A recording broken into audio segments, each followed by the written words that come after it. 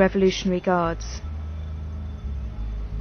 We were told a conviction for crimes against chastity makes a girl an easy target for abuse, as she is unlikely to be believed if she complains.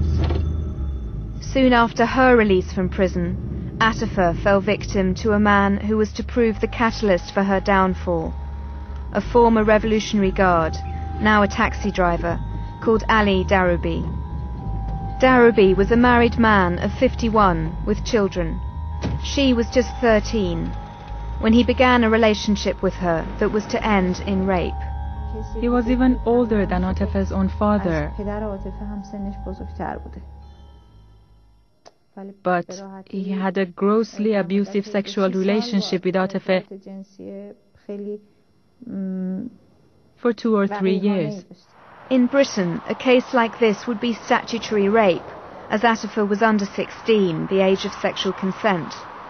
However, under Iran's Sharia law, the age of sexual consent for girls is 9.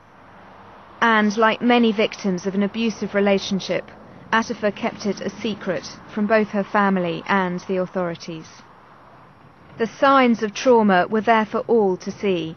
Atifa was even diagnosed with depression and suicidal tendencies by a psychologist.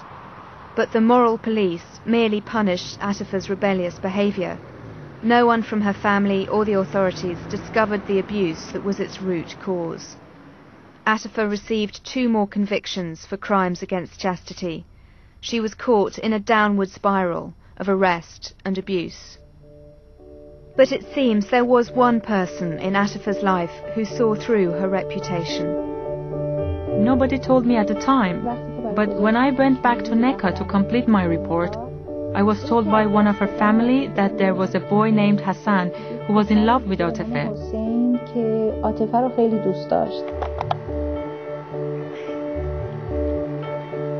Atifa used to say he was very kind with her.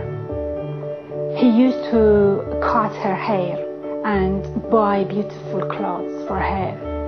He used to take her out to wedding. He used to take her to a restaurant. And he bought her a mobile.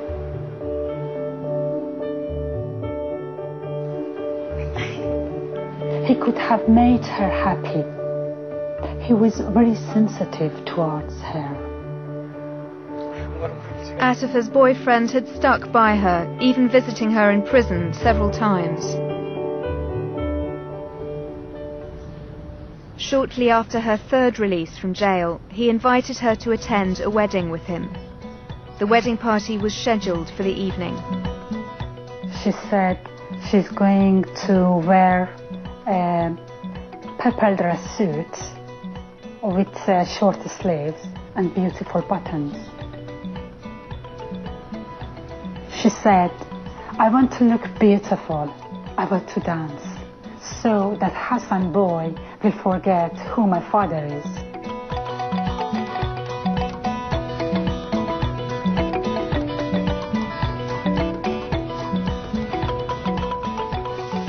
Before Atifa could go to the wedding, she had to prepare a meal for her grandparents. She sent her grandfather to buy some tomatoes. She had cooked chicken and was preparing some rice. And then they came along and arrested her. My father was told by the neighbors that Atifa had been taken away by the morality police. Everything was still on the stove when he got back, and neighbors had to turn everything off because he couldn't do it himself. The circumstances of this arrest were unusual. The moral police gave as the reason for it a petition submitted by the locals of the area. Atifa Sahala is a source of immorality, has been having sexual relations with various men, and has left no dignity for anyone in the area. She is a terrible influence on local schoolgirls. The petition had no signatures on it, however, except those of the moral policeman who'd organised it. This, I think, is very unusual. It looks like a fabrication to me rather than anything else. Just 3 days after her arrest, Atifa was brought to court in the neighbouring town of Besha. Atifa was to be tried once again for crimes against chastity in a revolutionary court and according to Sharia law, which since the revolution is Iran's highest legal authority.